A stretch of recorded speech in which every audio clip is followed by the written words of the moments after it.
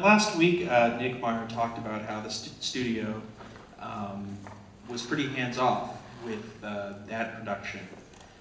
Yet Leonard Nimoy's talked about how, for this film, Star Trek 3, they were a little bit more hands-on because they're like, this guy's never directed a movie before. Did you see more studio, execs hanging around, and was there a bit more pressure for this film between the production and the studio? I think there was a little pressure. I think it's all relative to today.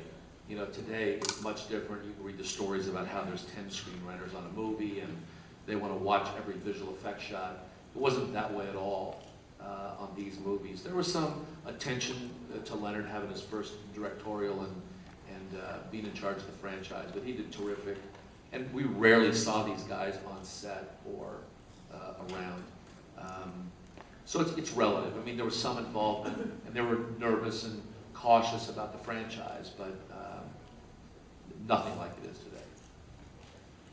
Can you talk a little bit more about, Nick mentioned this last week when I asked him about, blockbusters and tentpoles, and, as Nick, who's a bit erudite, is like, I don't even know what a tentpole is. Whereas, obviously, that's what you do for a living these days, but how is that era different, and when did that era end in your mind, since you kind of lived through it? I think that probably did end with The Undiscovered Country. I think these kinds of movies made at the studios, made for a price, made for a faithful audience, kind of changed when we started making movies all over the world because of global economies and rebates and incentives.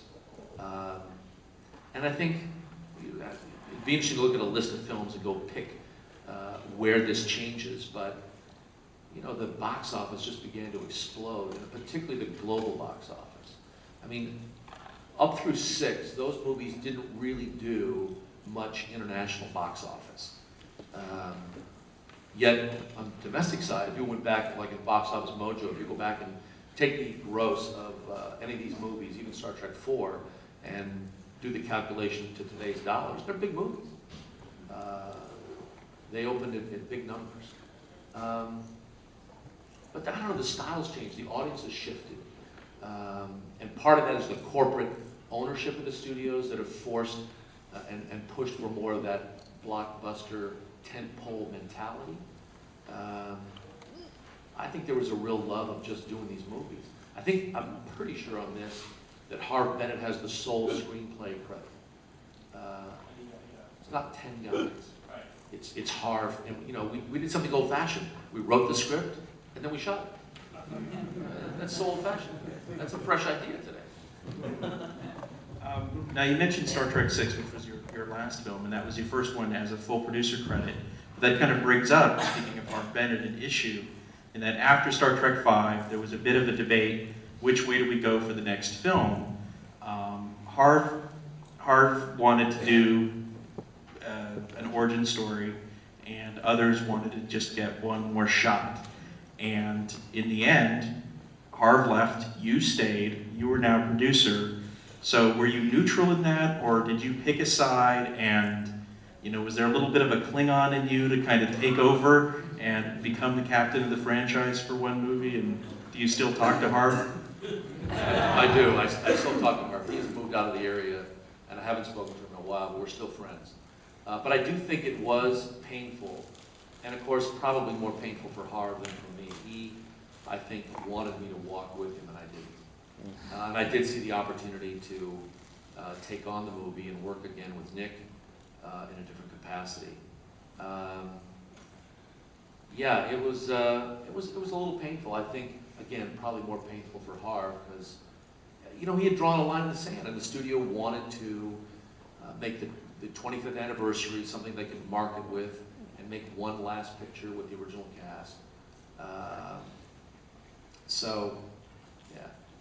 It's funny, Gene Roddenberry saw the picture just before he died, probably, I don't know, 8-10 days before he died. And so it's kind of gratifying. I actually screened the movie for him in the Paramount Theater, and got a chance to chat with him afterwards. He was getting pretty frail by then. But he, you know, he always had some comments. He always had something to fix. He had something that he didn't like, something he wanted, you know, changed. But he didn't have much on this movie that he wanted to change. Maybe he's just tired. When you say this movie, you mean 3 or Sorry, 6. Oh, 6. Yeah. Let's wrap up talking a little bit about more modern day. After Star Trek Nemesis, the Star Trek franchise was, you know, in the industry, people knew it was over. Some fans thought that Next Gen cast was going to get another shot, but, you know, they had 2 films. Paramount wasn't happy. Now, at that time, you were working with Bryan Singer on the X-Men movies. I think you were in between, you were on X2, I think, at that point. And I know Bryan was thinking about doing a pitch. Were you involved in all of that? And, you know, if not, is that something you might be interested in the future after JJ's done? Bryan is a big Trek fan, and we spent a lot of meals and late nights talking about Star Trek and the storylines and the features. He's a big fan. I wasn't really aware he had written something or working with Rob to do anything. Look, I think JJ did a great job in his last movie. I only had a couple of, I just thought some of the stuff with Spock in this movie was not really adding any value. I wanted Chris Pine to give the send-off at the end of the movie instead of Leonard. But I thought it was great. I thought it was invigorating. I thought it added new life and brings it up to date and has fun with it. So I look forward to what JJ is going to do, and I'm off trying to find my own new adventures. Actually, I have an extra bonus last question. That's about what we're about to see. So we're seeing this movie in 70mm. They're all shot in 35mm. Maybe, you know, explain to us what it is, you know, what is the extra value that we get? Sure. As a matter of fact, I probably watched this 70mm print. I watched most of the 70mm prints that were put out. The movies are shot in 35mm, which is a vertical format. We did some of the effects work in VistaVision, which is 35mm film, but it runs sideways. So that 8-perf gives you 2.5 more times of the image area to play with, more bandwidth in today's terms. And 70mm prints were blown up from 35 to 65, and then the 70mm is just a little bit wider, and it allowed the print to be striped. If you were to look at the print in the projection room, there's a fat stripe on one side and a thin on the other. And that allowed you to stripe it, and they've actually laid that, the same kind of thing you'd have on magnetic tape, old reel-to-reel. I mean, this is ancient history now, right? 8-track, right? So we'd make the prints, view them, and be sure they were correct and not wonky with the color. And then those prints would go and be striped. So they'd go to a machine, they'd lay those stripes on either side, and then the prints would sit for at least 48 hours secure. And then they'd go through a sound machine and they'd lay the sound on, and then we would screen them again. So all these reels got screened a couple of times before they actually came to the theater. And that allowed you to get 6-track sound before digital sound. And that was really the only way to do it. So you're a generation away from the original negative. It's a little bigger, so there's a little more light that comes through, depending on the projection system here and how it's put together. It should look good, and in its day, that was the best you could do in sound. Eventually, with Dolby 35 digital, you didn't need to make 70s, and so it's rare to do that. It's also very rare to shoot a movie in 65, which would give you an original negative print in 70, because it's expensive, not many people develop it, and the cameras haven't kept up.